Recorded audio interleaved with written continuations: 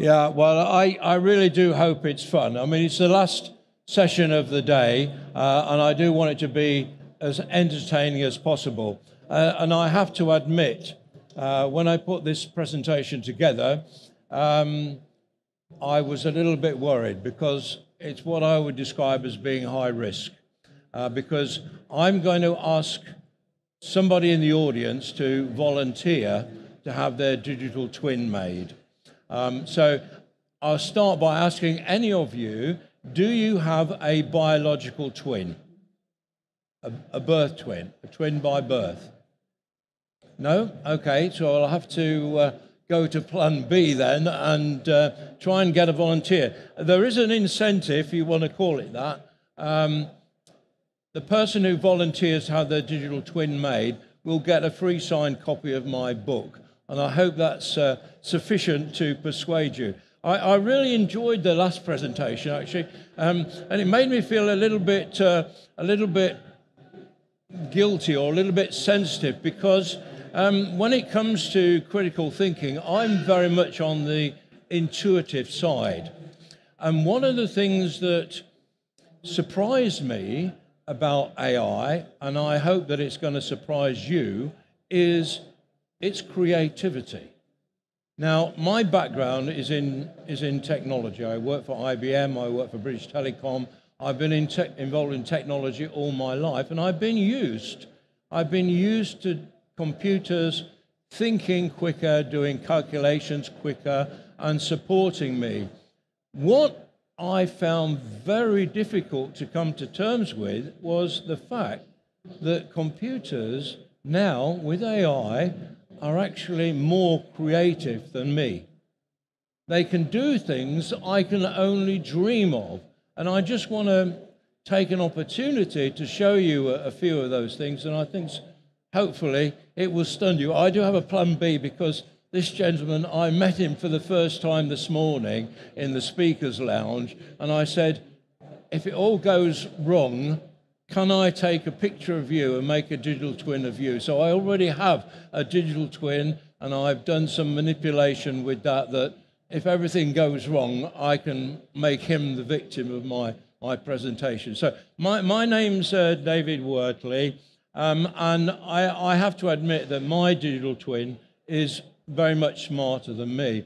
I want to begin by just talking about digital twins, and this is really quite superficial. What I'm going to show you at the beginning is really digital twins which are basically look like the original.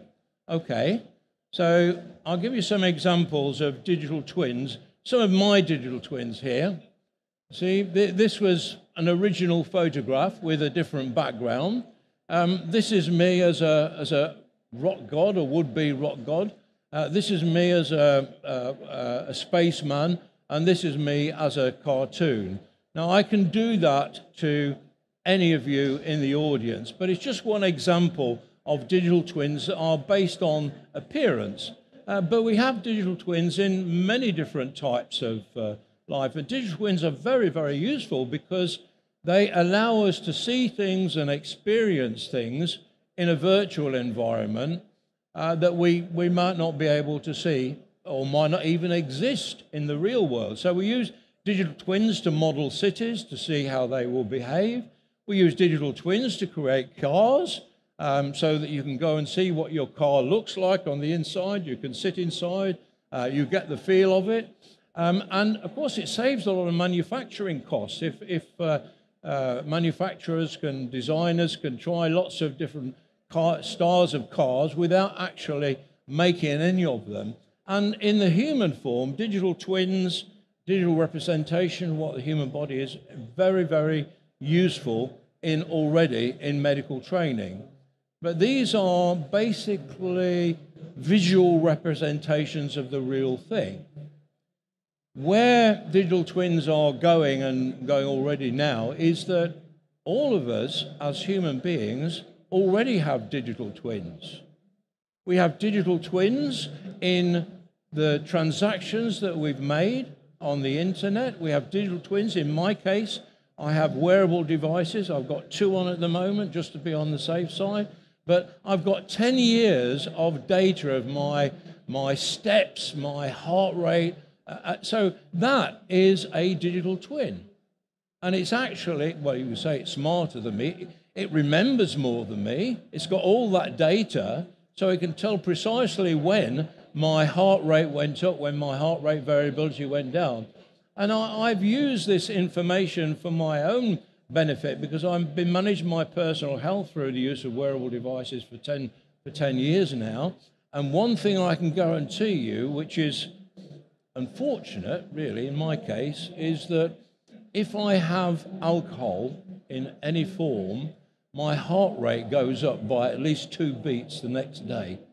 So if you look at my historical heart rate data, you can tell exactly when I've had a drink and by how much I've had to drink, depending on how much my heart rate has gone up. So digital twins are already in existence. What people don't quite understand is how easy it is on your smartphone. And this is what I'm going to do, hopefully later on, use my smartphone to do all the clever stuff, not my laptop, the smartphone, when I make the digital twin. So the process of making a digital twin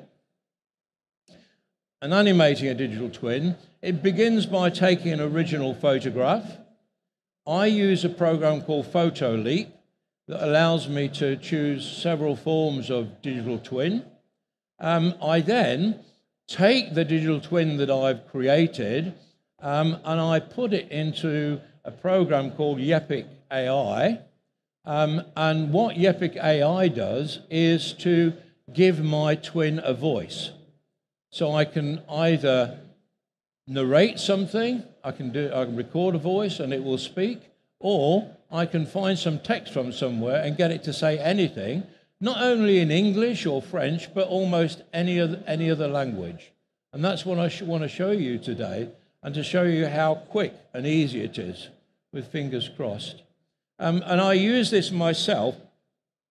In November last year, I was speaking at a conference in Japan, and it was on healthy aging. And because we had a Japanese audience, and I don't speak a word of Japanese, I created my digital twin and an avatar, and I asked it to deliver my presentation in Japanese. So instead of talking to you like this, I just stood behind my laptop whilst my digital twin spoke to the audience in Japanese with English subtitles. So this should be... I don't know if you can hear it. このスライドにあるデバイスなどのウェアラブルテクノロジーは最も重要な実現要因の一つです。ミスター・ワートリーがこれらのデバイスを使用及び研究してきた過去10年間で。Impressive, isn't it? You didn't know I could speak Japanese, did you? Neither did I. But that was what I did for my presentation. So that was one practical use. So I'm now going to come to the demonstration part, and this is where it starts to get a little bit tricky. And in order to be able to do this, I've got to do a little trick. I've got to create a Zoom meeting.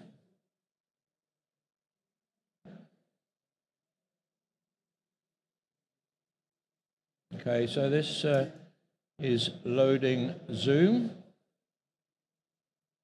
Okay, I've told it to switch the video off, because what I'm going to do is I'm going to log on to Zoom on my phone.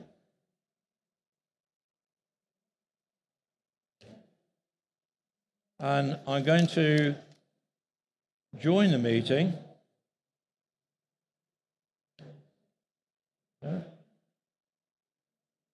Sorry?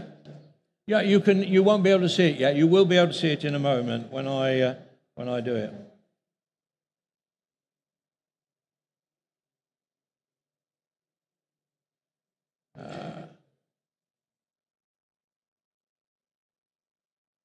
This is what I was worried about, just in case.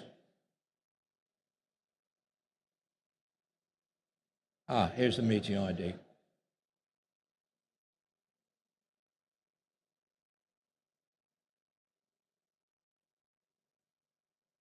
Okay, so now I'm joining the meeting, and you should. I'm not sure why you can't see this on my. So a second, I will.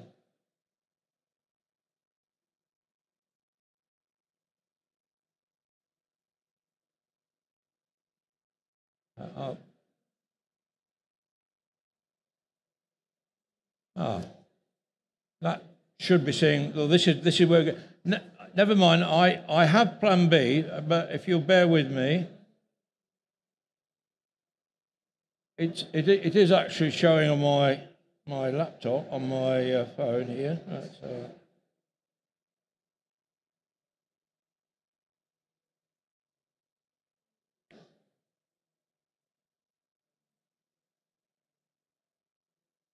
Okay, so it's showing on my laptop, and I just wonder if I can.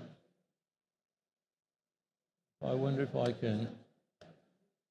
if I can get any help from the techies there, but anyway, I will proceed because you'll see the end results of it anyway. So, do I have a volunteer? Well done. Wow, you've got a lovely smiley face. Do you mind if you stand that way? So that the reason being is that when I take a picture of you, I don't want other people in the background. So just you can stand there. That's fine. That's fine. So I will show you this as we go along. So I'll take this picture of you.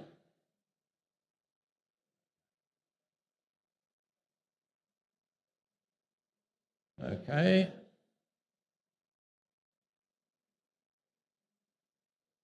Right. So that's your photo. Okay. So I'm going to take her through. No, you can stay here and watch the process. So we've got this photograph of you, and it should be showing on the. Oh, there we are. We are. Oh, excellent. Well done. Thank you. Yes, you are showing it. So the audience can see now. So I'm going to go to PhotoLeap. And PhotoLeap is the program that I use to create avatars. So I'm going to go for the AI selfies. Choose you as the victim, and yes, you can see the process. Maybe I'm going to try and see what you look like as a witch. We'll get something a little bit nicer. Is that all right? Yeah. So depending on the speed of the internet, there we are. So what do you think of that? Does that look good? Okay, we'll save that one, and we maybe use a different one as well. So what I think would also be nice is if we also gave you a different background.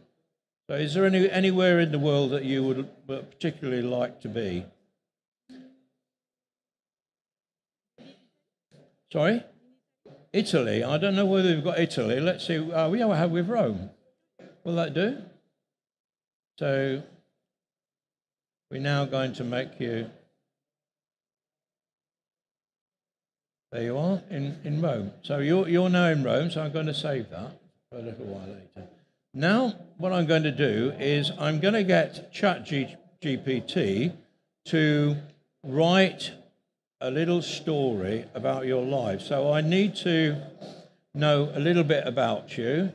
Your name? That's not you. Oh, it is you. Lien de Brouwer. I'm not sure whether ChatGPT is going to be able to understand my pronunciation, but I can correct it. Okay, so now to. No, it's okay. Lien should be okay. I just need to find. Here we are, ChatGPT. Now the ChatGPT now has on a phone has a headphones option, so I can just talk the question, and it should be able to understand me. And what I want it to do is to write a couple of hundred words about the life of times of Lena. So I need to give it some clues to begin with. So where do you live now, Lena? I'm living in Paris. You're living in Paris. Where were you born? In Nice, south of France. You were born in Nice in the south of France. Okay. Yes. Where did you go to school? I go in Nice and Brussels. In England? Brussels, in Belgium. In Belgium? Yes. Ah, okay. How do you spell Blutan? B-U-S-U-L-S. Brussels. Brussels. Ah, Yes. Brussels. Okay, I understand. actually, Okay, so are you married? No. You're not married, so you're not married. And what are you most passionate about? I'm passionate about pedagogy. Learning. About what? About learning. Okay. You're passionate about learning. Do you have an ambition? Maybe going to Italy. Maybe going to Italy. Okay. Well, I think we've got a little bit to go on. So I'm going to now risk the technology again and just use ChatGPT to give me some text.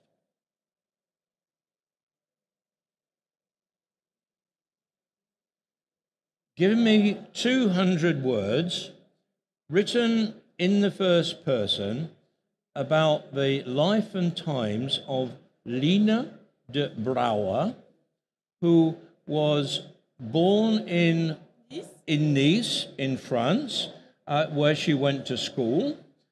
She went to Brussels in Belgium, and she is passionate about learning. She's passionate about learning, and she now lives in Paris, and her ambition is to come and live in Italy.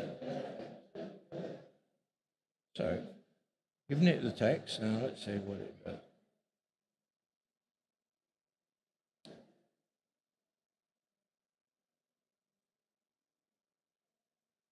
I'm just going to see if it will do that.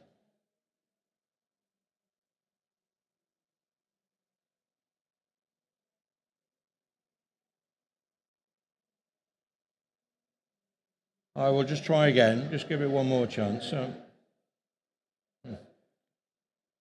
give me 200 words about the life and times of Lina de Brouwer, who was born in Nice in France, where she went to school. She moved to Brussels in Belgium, and now she lives in Paris, and her ambition is to live in Italy, and she's passionate about learning.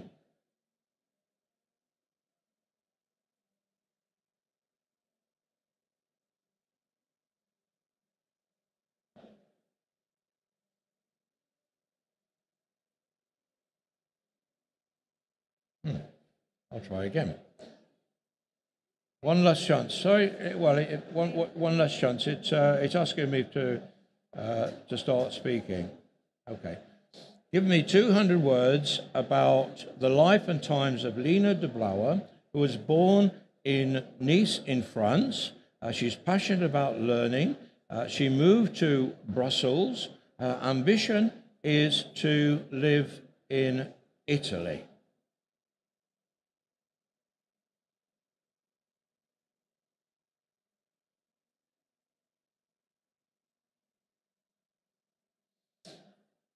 Okay, I'm going to go for Plan B. And Plan B uses another program called Chat and Ask AI. And all I've got to do is just change the words of the text. There are several different tools that you can use. I will take an existing example. I'll copy the text. And I will put the text in here and just change the text. So I'm not going to ask for 500 words. I'll just ask for 200 words. In the first, for life and times of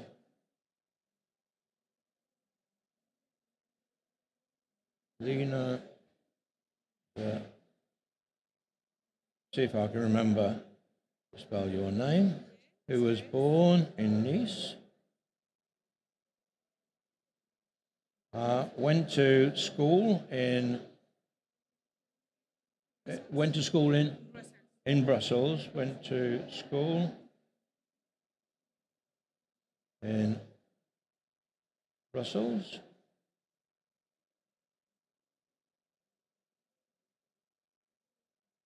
Where did you work? Where did you work? Where have you worked? What company have you worked for? How do you spell that? Oh, Aftral. Okay, work for Aftral.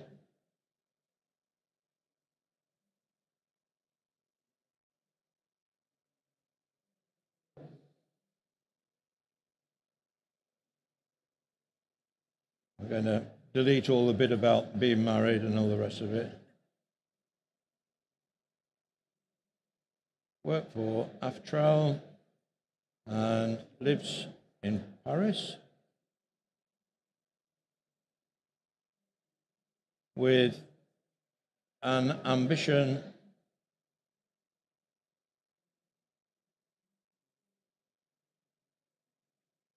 to live in Italy.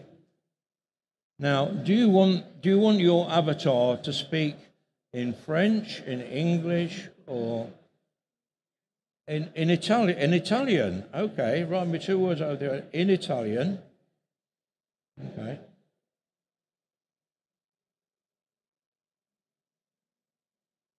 In the first person of the life and time of Delina de Braga, born in Nice. Okay. You speak Italian.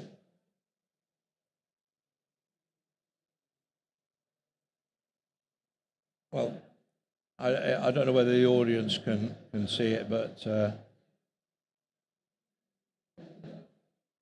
yeah, yeah, yeah. That's okay. That's okay. Yeah, okay. So I'm going to copy that, and now I'm going to get your avatar to deliver that narrative. And what I'm going to use to do that is a program called Yepic AI. So again, this is all on a smartphone. Just have to log in. It will remember me, hopefully.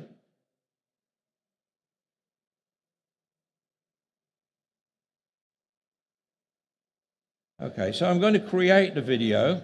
I'm going to just use what they call Yepic AI Express, and it asked me to choose a talking photo. Well, I'm going to upload my own. And which would you like? Would you like you in Italy or the demon with the fire in the background? Okay.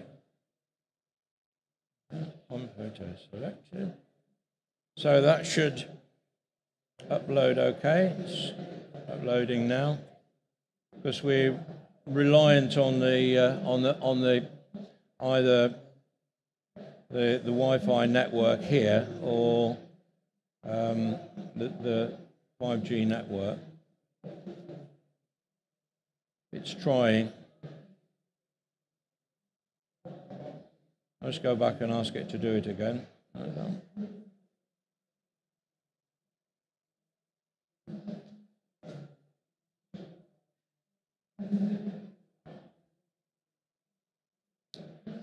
It's working very slow.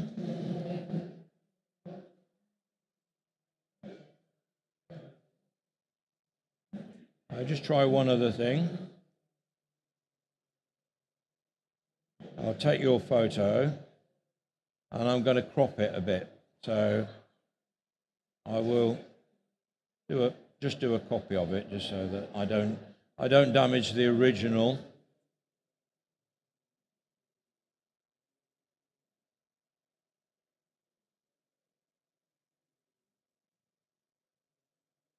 Okay, so I'm going to take this one.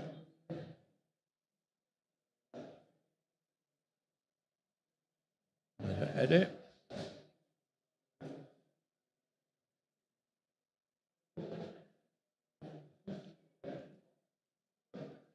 So it's still you, still recognizable as you.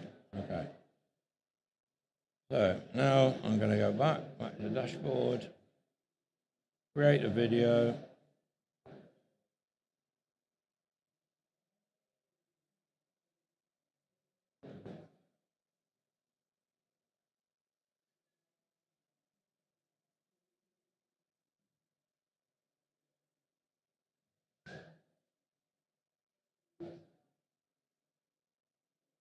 It's a smaller file, so hopefully it will upload. I'm going to stop sharing in Zoom just to see if that makes it load any faster. So I'm going to stop the share in Zoom.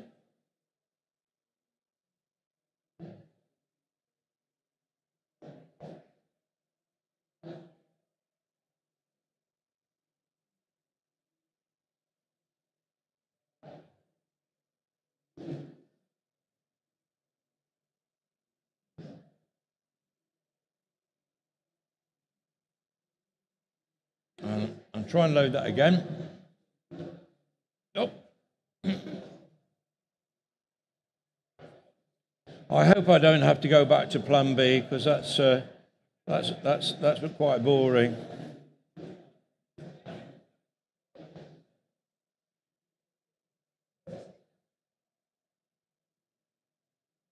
Well, I'll leave that running. Oh, here we are. We have some success, I think.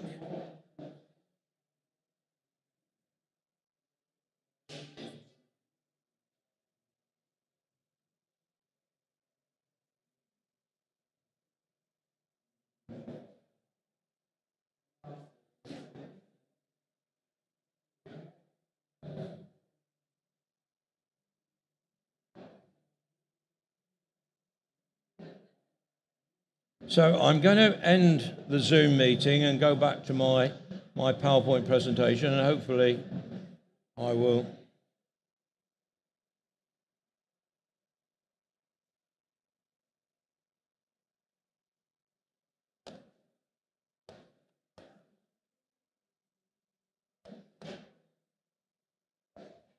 Here we are. Okay, so we can now go back to the demonstration. And what I'm going to do now is I've copied that text and I'm going to get your avatar to speak the text. So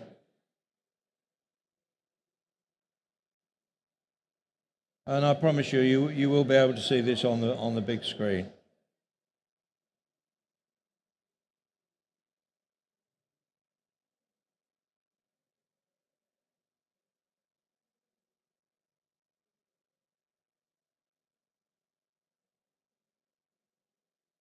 I'm going to delete some of the text just so that the processing time isn't too long, but you will see it on the desktop anyway.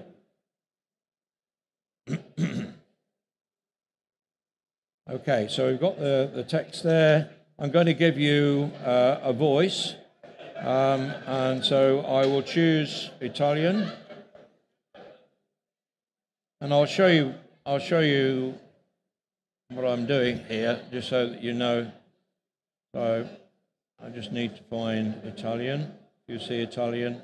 Stop me. There we are. Italian, Italy. And Bianca, will that be all right for a voice? I'll give you a voice. Okay, so you've got your picture. And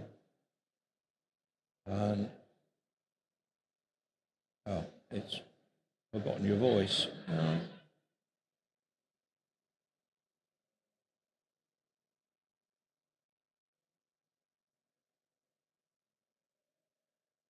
Voice. Chose Bianca, didn't we?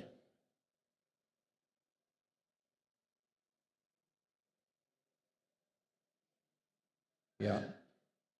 Teaching me how to use it now. Okay, so that is processing now, and in a short while you will be able to see it. But before before I get to that point, I just want to go through one or two more slides with you. And this is the slide that the picture that I did. I transformed him and I put him in Paris. And this is what I got him to say. I am David Guralnick. I am an e-learning/performance technology designer, artificial intelligence in education and online learning strategist, speaker, consultant, author, and professor. I have over 30 years' experience designing technology products for use in improving job performance, with a strong track record in designing custom e-learning and other products that are educationally effective and deliver a strong return on investment. More details at www.davidguralnick.com. I am also author of the book, How Organizations Can Make the Most of Online Learning, available now at Amazon at AMZN, to /3YQOM. Okay, so that was what I did with David. Just to tell you about a couple of things before I play Lena's video. One of the things that I did was, which really came home to me about how powerful AI is, was that some years ago I started writing a book. It's a science fiction book about a time in the future where we've been able to extend human life indefinitely. But the planet won't support that number of people. So the World Council decides that on your 100th birthday, you are put to sleep. And on the last day, you relive your whole life in virtual reality in 24 hours. And whilst you're doing this in a kind of virtual reality room, people around the world are also sharing your life experience.